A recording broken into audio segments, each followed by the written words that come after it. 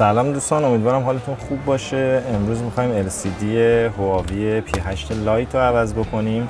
برای باز کردنش که خب در پشتش راحت از اینجا باز میشه، نیاز به کار خاصی نداره. وقتی درش رو باز میکنیم باید کامل پیچ‌های فریم رو باز بکنیم، فلت‌ها رو آزاد بکنیم و کانکتور LCD رو جدا کنیم که بتونیم LCD شو تعویض کنیم. مراحل کار رو با هم ببینیم.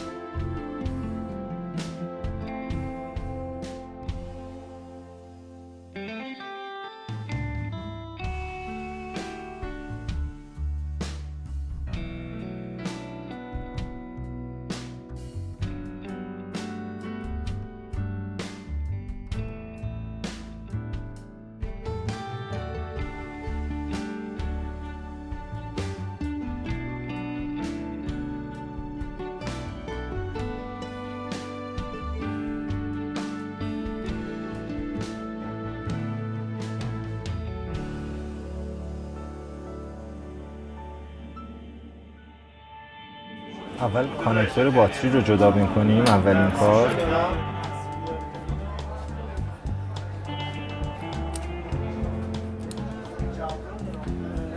اینجا محل اتصال NFC شه جدا می‌کنیم، فلت اینجا پاره نشه.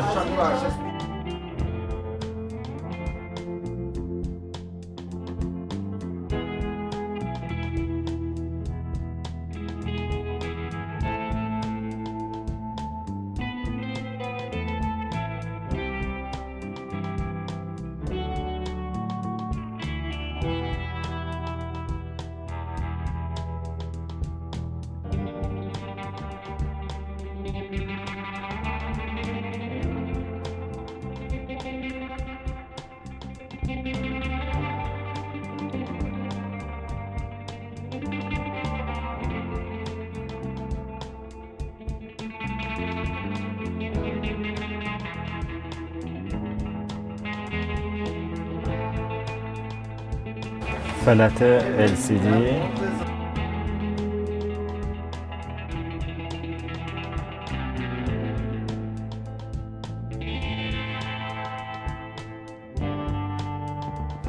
فلت کلید بغل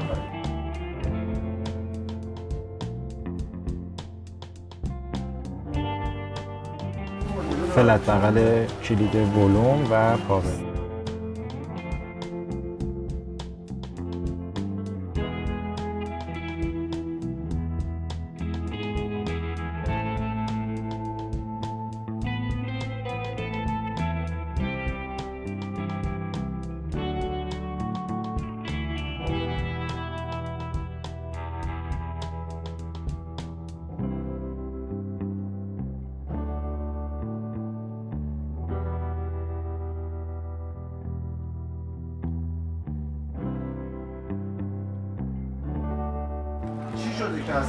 این فلت تاچمونه